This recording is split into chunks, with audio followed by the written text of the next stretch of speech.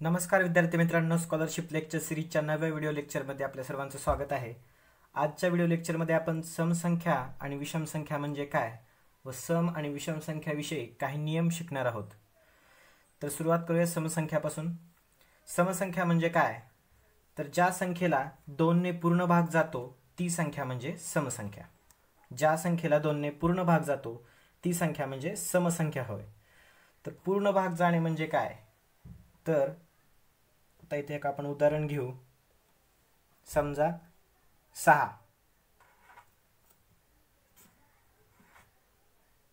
ला 2 ने भाग घालू तर तो पूर्ण भाग जातो की नाही हे आपण या ठिकाणी पाहू। बघा, बे 1 बे बे 2 4 बे 3 6, इथे आपण 3 लिहू। 6 शी 6 उरले 0। जेव्हा खाली बाकी 0 उरते तेव्हा आपण म्हणतो की एखाद्या संख्येला पूर्ण भाग गेला। तर पूर्ण भाग जाणे म्हणजे काय, बाकी 0 उरणे।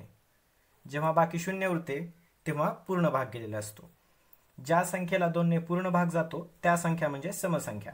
मग दुसऱ्या कोणत्याही संख्या असो, त्या संख्येला 2 ने पूर्ण भाग जात असेल तर त्या संख्या समसंख्या असतात। समसंख्येच्या एकक स्थानी 2 4 6 8 किंवा 0 यापैकी कोणताही एक अंक असतो। तर बघा, आता इथं 12 आहे, एकक स्थानी 2 आहे। 10 मध्ये एकक स्थानी 0 आहे। 22 मध्ये एकक स्थानी 2 आहे, इथं 0 आहे। 18 मध्ये एकक स्थानी 8 आहे। 16 मध्ये एकक स्थानी 6 आहे। 14 मध्ये एकक स्थानी 4 आहे। अशा प्रकारे समसंख्येच्या एकक स्थानी 2 4 6 8 किंवा 0 यापैकी कोणताही एक अंक असतो। ही गोष्ट लक्षात ठेवायची। उदाहरणार्थ 2 4 6 8 10 12, इथं एकक स्थानी 2 आहे, 4 आहे, 6 8, इथं 0 आहे आणि इथं 2 आहे। तर समसंख्येच्या एकक स्थानी 2 4 6 8 किंवा 0 यापैकी कोणताही एक अंक असतो। तर समसंख्या कशी ओळखायची, ज्या संख्येला 2 ने पूर्ण भाग जातो आणि त्या संख्येच्या एकक स्थानी 2 4 6 8 किंवा 0 यापैकी कोणताही एक अंक असतो, तर ती संख्या म्हणजे समसंख्या असते। आता आपण काही नियम बघू। क्रमवार समसंख्या 2 2 ने वाढत जातात। तर क्रमवार संख्या म्हणजे काय, एकानंतर एक येणाऱ्या। जसं 2 4 6 8 10 12 ह्या क्रमवार समसंख्या आहेत। 14 16 18 20 22 अशा प्रकारे क्रमवार समसंख्या येतात। तर त्यामध्ये 2 2 चा फरक असतो, म्हणजे त्या 2 2 नी वाढत जातात। तर बघा, 2 अधिक 2 4, 4 अधिक 2 6, 6 अधिक 2 8, 8 अधिक 2 10, 10 अधिक 2 12। तर अशा प्रकारे समसंख्या या 2 2 ने वाढत जातात। तसेच 14 14 अधिक 2 16, 16 अधिक 2 18, 18 अधिक 2 20 अशा प्रकारे समसंख्या 2 2 ने वाढत जातात। पुढचा नियम बघू। दोन समसंख्यांची बेरीज ही समसंख्याच असते। तर बघा, असा प्रश्न डायरेक्ट पण येऊ शकतो की दोन समसंख्यांची बेरीज ही समसंख्या असते का विषम संख्या असते। तर दोन समसंख्यांची बेरीज समसंख्याच असते। तर ती कशावरून, आपण आता उदाहरण घेऊ। 4 ही समसंख्या आहे। कशावरून, आपल्याला माहिती आहे एकक स्थानी काय आहे, 2 4 6 8 किंवा 0 यापैकी असेल तर, आणि 4 ला 2 ने पूर्ण भाग जातो म्हणून 4 ही समसंख्या आहे।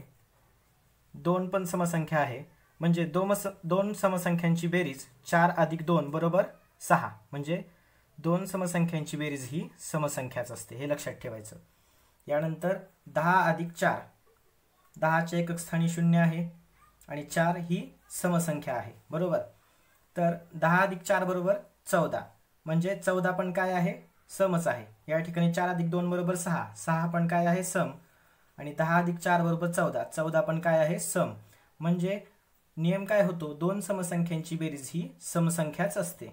आता पुढचा नियम बघू। दोन समसंख्यांचा गुणाकार ही समसंख्याच असतो। आता आपण कोणत्याही दोन समसंख्या घेऊ। इथं आपण 4 आणि 2 घेतल्या। 4 गुणिले 2 बरोबर 8, तर 4 सम आहे, 2 सम आहे, त्या दोघांचा गुणाकार केला, उत्तर आला 8। 8 ही संख्या पण समच आहे।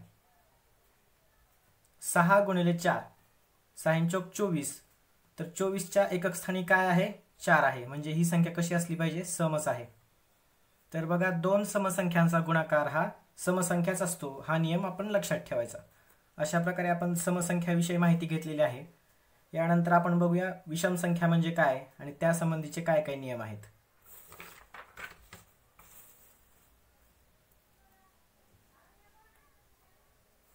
बघा, विषम संख्या ज्या संख्येला 2 ने पूर्ण भाग जात नाही ती विषम संख्या होय.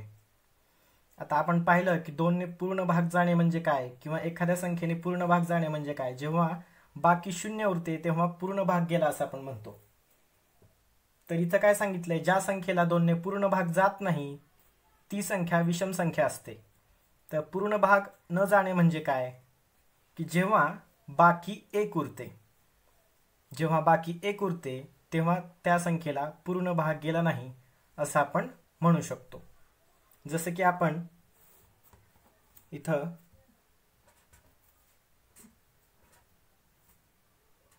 5 घेऊया. आता 5 ला 2 ने भाग घालू. 2 चा पाडा, बे एक बे बे दोन्ही 4.